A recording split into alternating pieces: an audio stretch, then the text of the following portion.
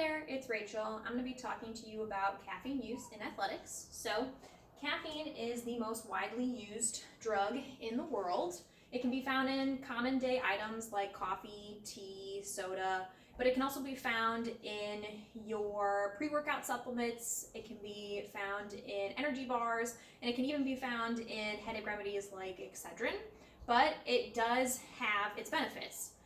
So it can increase metabolic rate for a short period of time. It can increase feelings of alertness and reaction time. And it can actually help with performance while exercising between 70 to 75% of your VO2 max. So sports like basketball, soccer, lacrosse can definitely see an improvement from using caffeine. It can also increase endorphin levels, which can help with that pain tolerance.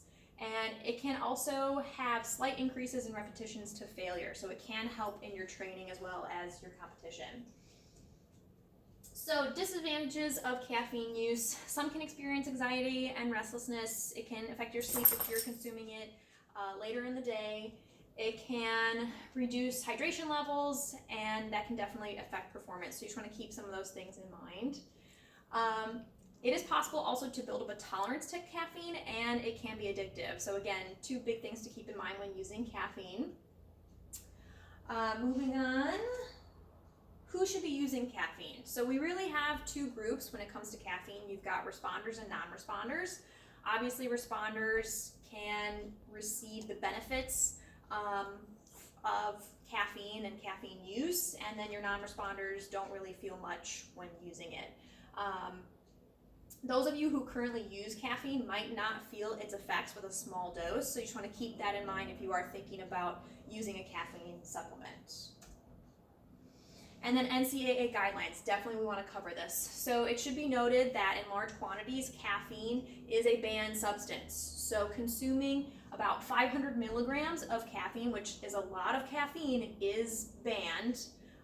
It wouldn't even help with performance, so I wouldn't even recommend it.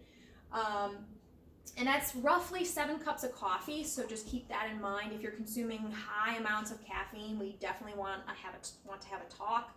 That's way too much caffeine for you. And if you think you're someone that could fall into this category, I would just recommend tracking your caffeine intake. So going along with that recommendation, again, I recommend tracking your caffeine intake, just getting an idea of how much you are consuming. If you're looking to supplement caffeine currently with what you're doing, I would recommend anywhere from 3 to 6 milligrams per kilogram of body weight, and you will want to consume that 45 to 60 minutes prior to your activity, so whether that's competition, practice, what have you.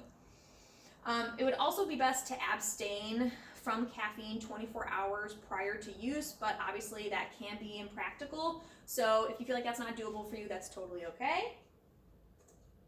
And then here are just some references for you. If you have questions, feel free to reach out to me, and thank you for your time.